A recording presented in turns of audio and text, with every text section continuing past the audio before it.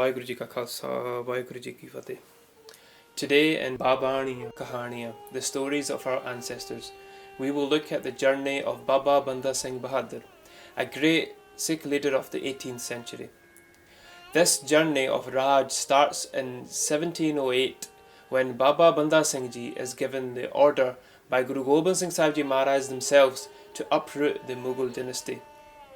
Guruji described the terrible situation of Punjab, the widespread injustice taking place. The very same Sikhi that Guru Nanak Dev Sahib Ji Maharaj spread far and wide was under attack, and that the governor of Sirhand, that Mughal Wajir Khan, committed unspeakable crimes, including breaking alive the Guru Sahib Ji's youngest two Sahibzadey.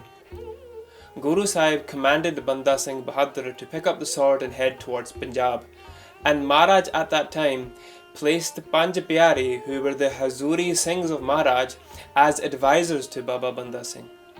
Maharaj also blessed Babaji with Akhanda, Panj Teers, Nishan Sahib, a Nagara, 20 Singhs, and a Hukamnama to share with the Sangat. And after the Singhs did Ardas, they set off in the month of September 1708. Maharaj did bachan that thousands of Khalsa will join you on this mission, but always stay in the hukam of the Khalsa and always consult the Panj Pyare before you make any decision. When Banda Singh Bahadur and the Khalsa reached a town near Delhi called Shere Khanda, at that place they started to spread the Hukamname to the main Gursikhs all over, who would then further spread the message. Bhai Ratan Singh Ji and Panth Prakash describes this scene in this message. मैं हूँ उसी पुरख को दासा करियो खालसा जिसे प्रकाशा जिन गुर जी सो बैर कमायो बदलो लैन तिसे मैं आयो. Baba Banda Singh Ji says, I am the das of that Guru who formed the Khalsa Panth.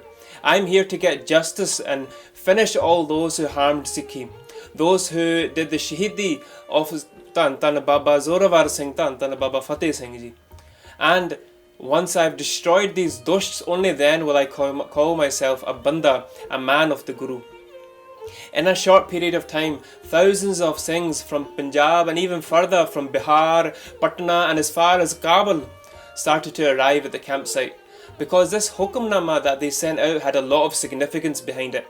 It was signed by great Gursikhs like Baba Binoda Singh Ji, who was the 9th generation of Guru Angad Dev Sahib Ji Maharaj themselves. So they sent this Hukamnama out, and when they sent this Hukamnama, they would say that if you are a Sikh of the Guru, come and Baba Banda Singh Ji de naal lad. And Gursikhs from all different backgrounds, the poor, the rich, collectively arrived, united to defeat the common enemy. Gyani Gyan Singh Ji mentions how countless of our Hindu brothers were inspired by the Khalsa living, and they were also blessed with Amriti Dat. The Khalsa was eager to start attacking. There was still that dukh, that lingering pain from the Shaheedi of the Chote Sahibzadeh. The Khalsa didn't want to lose out on this opportunity to get justice. Eventually, the Khalsa attacked, and wherever Baba Banda Singh Ji went, they brought about a storm of destruction. Samana was the first main town attacked. Why was that, Sangat Ji?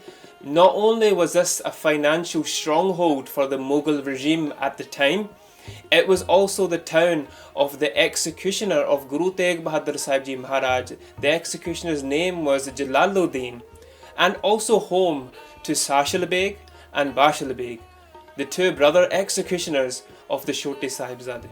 When the Khalsa attacked and the Khalsa was victorious, Samana was destroyed, in which over 10,000 of the enemies were killed. If this wasn't a strong enough message for Wajir Khan, Banda Singh even sent letters to him. One time, Wajir Khan had sent 2 spies dressed up as Singhs into the camp of Banda Singh Bahadur. When they were found out, Banda Singh ordered the Khalsa not to execute them. Instead, the Singhs would beat them both up with their shoes, and as each strike hit their head, the Singhs would repeat Wajir Khan's name. They would say that we are not hitting you, we are hitting Wajir Khan, and we are just giving him a taste of what's to come. The spies were released with a letter to go and give to Wajir Khan, saying the Khalsa is now coming and to get ready. And when stories like this started to spread about Banda Singh Bahadur, idda si jidda Sirhand nu ag lag gayi si. The whole of Sirhand started to panic. Many deserted their homes with the fear that Banda Singh Bahadur is approaching. Stories of this Banda Singh started to spread like wildfire. Many people approached Babaji with their troubles.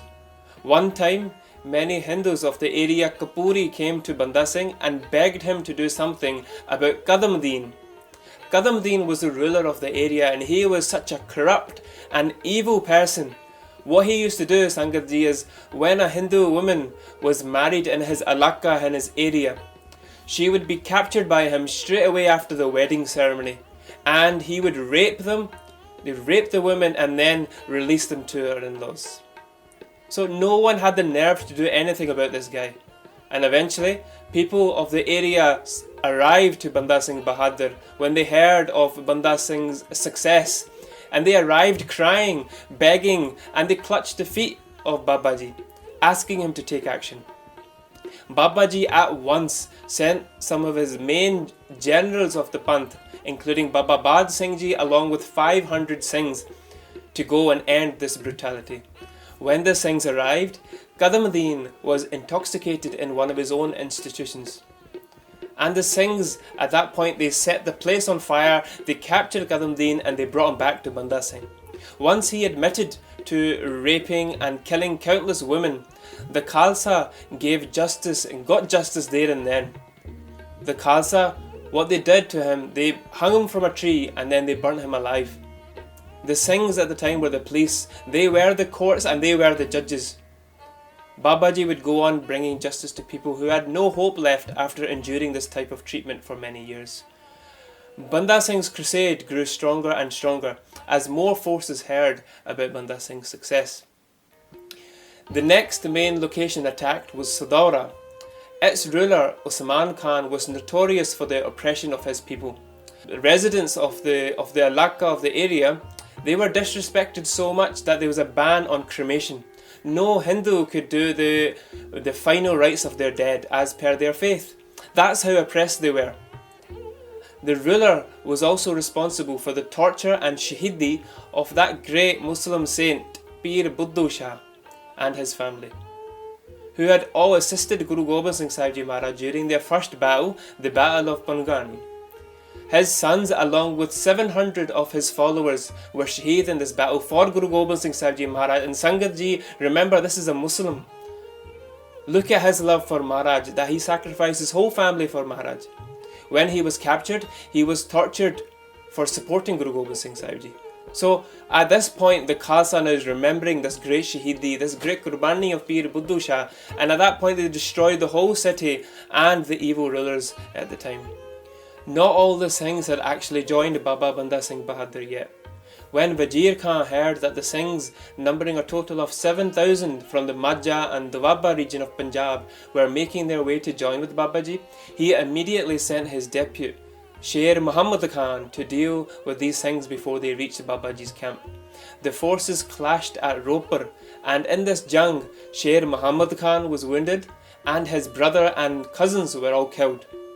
When Wajir Khan heard that the top generals were wiped out by the Singhs, who he thought had been outnumbered, he got even more worried. He started to panic, he couldn't sleep anymore now that the Khalsa was at his doorstep. Over in the Khalsa campsite, Babaji at the time did a lot of satkar for these Singhs from Majha, the likes of Baba Deep Singh Ji, who had now arrived to strengthen the forces. Babaji marched out for miles from his camp to receive them, and then made prashad and langar for all the Khalsa Singhs as they rested up. After a short period of time, the Khalsa reached Chappad Chidi da Maidan near Sirhand, and there in May 1710, Wajir Khan now marched out for the last battle of his life with a huge army of around 20,000 men equipped with cannons and a line of elephants. Babaji had no artillery, they had no cannons, no elephants, not even enough horses for his men. They were just equipped with long spears, arrows and swords, and a few guns that they gathered on their way. But the Khalsa, the courage and the spirit made up for this. The great jung started and both sides fought bravely. Wajir Khan had tactically set up his defences by having cannons at the front, followed by the elephants, then the cavalry, and then his men. The Singhs are doing Jagari of Sat Sri Akal as bullets fire down like rain. The ground was quickly covered in the blood of Shaheed Singhs. The cannons of Wajir Khan were causing the Shaheedi of countless Singhs.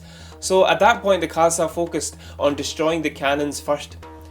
What they did was they went in small groups and tactically took out one by one each cannon. Singhs named by Dharam Singh and by Karam Singh focused on the Hathis, the elephants. Hathiyan de uppar chad ke, they would take out the person controlling the Hathi and take control themselves and make the Hathiyan, the elephants, charge at the enemy instead. Banda Singh Bahadur was watching from a high advantage point and would strategically employ his forces to where they were needed most.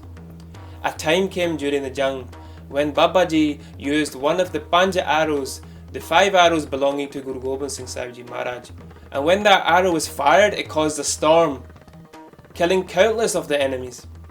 Then Babaji themselves came onto the battlefield, and when the Khalsa Singhs seen that Banda Singh Bahadur is fighting alongside them, the morale of the Khalsa increased even more. The Singhs fought, remembering the Shaheedi of Tan Tan Baba Zoravar Singh, Tan Tan Baba Fateh Singh Ji, and eventually after many hours, Babaji defeated and captured Wajir Khan. Battle cries of Vaheguru Ji Ki Fateh could be heard all around as the Singhs marched into Sirhand. As they entered Sirhand, the images of the Chote Sahibzadey being bricked alive, being tortured, would keep playing in their minds. This was the exact place where such a big paap happened. Here they were brutally tortured. The beautiful sons of Guru Gobind Singh Ji Maharaj. Naturally this inflamed their beer ras. Sirhand was plundered and destroyed. Suchanand was captured and his face was blackened, and he was paraded around Sirhand with everyone throwing shoes at him till his death. And Sangatji, what did the Khalsa do to Wajir Khan? Wajir Khan, that one who is responsible for the Shaheedi of the Chote Sahibzadeh? Well, some accounts say that he was shot by Bad Singh's arrow and killed by sword. But Prachin Pant Prakash Kavi Ratan Singh Ji Pangu describes it differently. They say, Taha Bajira Sasgit Paya Kila Gad Ko Agga Gaya Bande Vehdan Saath Kisdaya Fir Agan Main Use Sadaya. That the Singhs found Wajir Khan wounded and crying. They fixed a sharp wooden peg through his body and had him dragged from that battlefield all the way to Sirhand. And when they reached Sirhand, they burned him alive. That villain who kept war with Guru Gobind Singh Ji Maharaj for 20 years, that villain who killed countless innocent men, women and children, that one who bricked alive the 2 jewels of Guru Gobind Singh Ji Maharaj, that sinner had now been finished by the Khalsa Panth. Banda Singh now focused on removing the Pahari Raje as well. And as we recite every single day during our Nitnem, Hamare Dost Sabha Tumka Avoho. One by one the Dosts were finished off. Sangatji, Guru Sahib had done bhajan to Banda Singh Bahadur to always listen to the Panj Pyari, and this resulted in his success. Another hukum was to never be lazy in uprooting oppression, and as we have heard, Babaji stopped injustice wherever there was a call for help.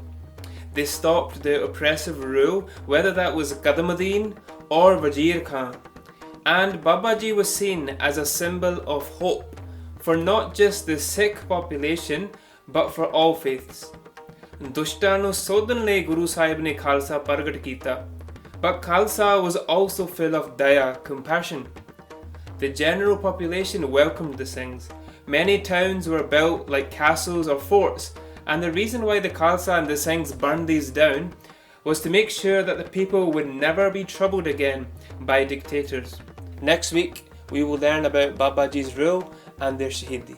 Please forgive me for my mistakes. Lekha Katha hai na shoti hai, khin khin bhulan har, baksan har baksada nanak par utar. Vaheguru Ji Ka Khalsa, Vaheguru Ji Ki Fateh.